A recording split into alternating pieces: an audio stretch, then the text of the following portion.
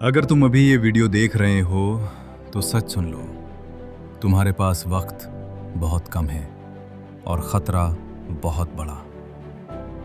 क्योंकि हर साल हजारों स्टूडेंट साइंस में फेल हो रहे हैं सिर्फ एक गलत तरीके की वजह से, और शायद तुम भी उन्हीं में से हो। तुम घंटों किताब के सामने बैठते हो लेकिन याद कुछ नहीं रहता। तुम सोचते हो शायद मैं ज़हीन नहीं हूं। गलत, तुम कमज़ोर नहीं हो, तुम बस गलत तरीके से पढ़ रहे हो।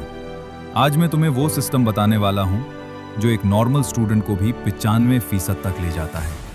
लेकिन पहले अपनी सबसे बड़ी गलती समझ लो।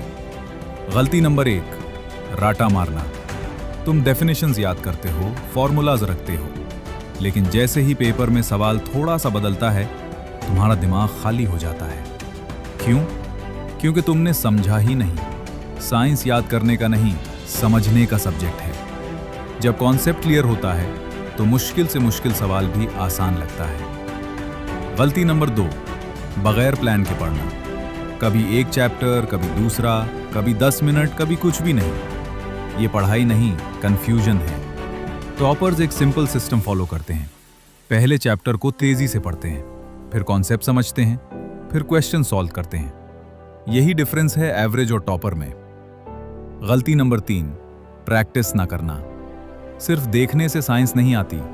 न्यूमेरिकल्स, डायग्राम्स, एमसीक्यूज, ये सब प्रैक्टिस मांगते हैं। रोज कम से कम 20 से 30 सवाल हल करो। शुरू में मुश्किल लगेगा, लेकिन यही तुम्हें स्ट्रांग बनाएगा। अब आती है टॉपर्स की खुफिया टेक्निक, एक्टिव रिकॉल।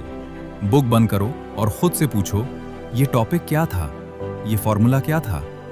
जो याद आए लिखो। यही वो टेक्निक है जो तुम्हारी मेमोरी को कई गुना स्ट्रांग कर देती है। और सबसे बड़ी ताकत, कंसिस्टेंसी।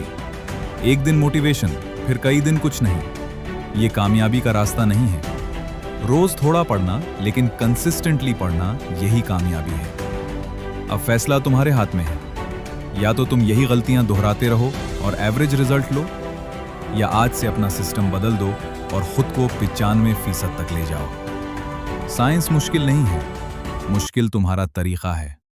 तरीका बदल दो, नतीजा खुद बदल जाएगा।